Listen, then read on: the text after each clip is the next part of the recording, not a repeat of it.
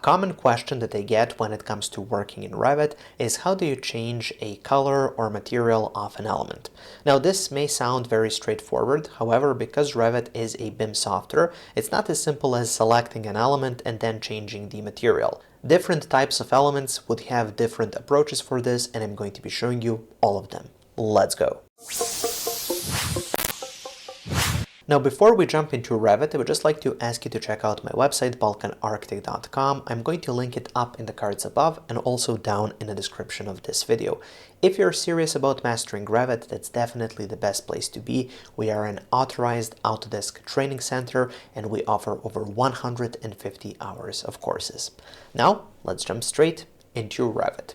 And here we have a house, and just to make this a bit easier, I'm going to go to the properties panel and turn on the section box, and then I'm going to use that to cut this down a little bit so we can see inside of this living room. Perfect. Okay, so here let's also hide the section box so we don't see it. Perfect. Now, let's talk about different approaches for changing the material or color of elements. So the first tip that I would like to give you is to actually change this from the realistic visual style to textures. It's going to show you the actual materials, but it's not going to slow down Revit all that much. So it's a really good option to use. Next, let's talk about system families. This would be families like walls, roofs, floors, and so on. These have a material structure that you have to edit. So you simply select that family, you go to Edit Type, and then here you can find Structure. You click on Edit there, and here we can see all of the layers and materials. So for example, in this case, let's say I want to apply a different color on the interior. Let's say we want some beige color. What I would do is I would add a layer on the inside. So here I would just click and then add an interior side layer. Let's bring it down. Let's go with a small thickness of just 1 millimeter, just because let's add just a thin layer of paint or something. Then here I'm just going to assign a material. So I'm just going to search for some beige material like stone. Load that material in, double click to select it, and then let's change this to finish as well. Click OK, apply, OK, and now we can see that this material has changed the color or material on the inside. And if we orbit around, we can see that that change follows pretty much everywhere where this wall type was used. Now, of course, if you have walls of different types, so this is a 300 millimeter wall, this one is 150, you would have to change this one as well if you want to change its material too. So that's very simple for these system families. Now let's jump to component families, like this sofa that we have here. So for component families, they are loaded into Revit, and sometimes they may have a material parameter.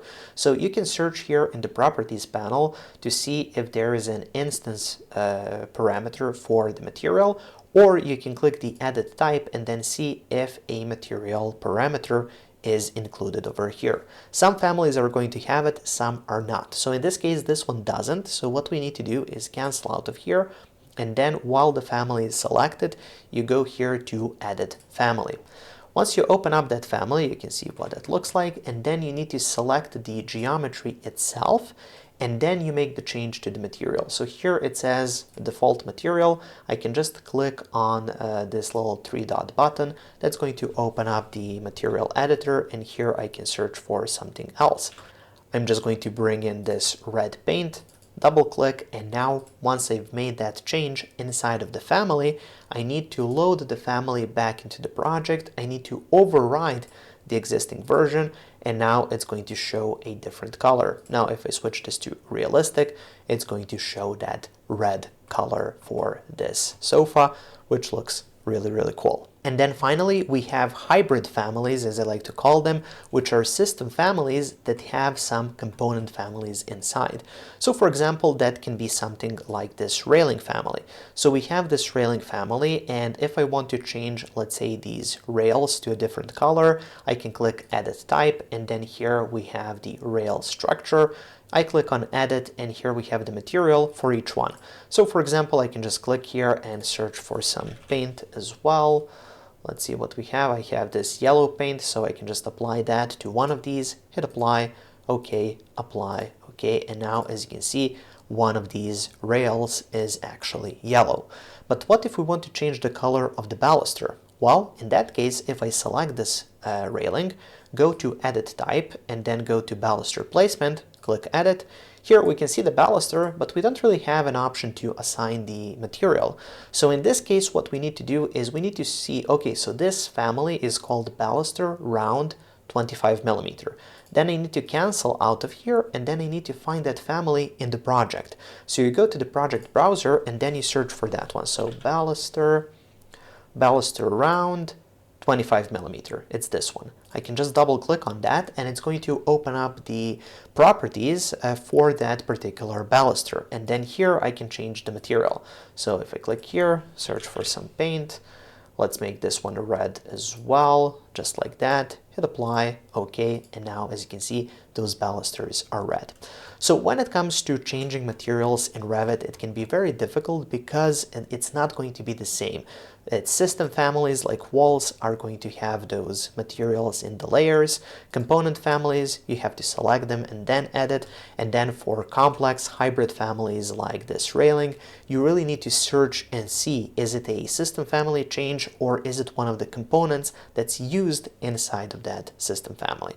So hopefully I've made it a little bit easier to change materials in Revit. Now, if you would like to get access to this Revit project file, you can find that on my Patreon page. Link will be up in the cards above and also down in the description of this video.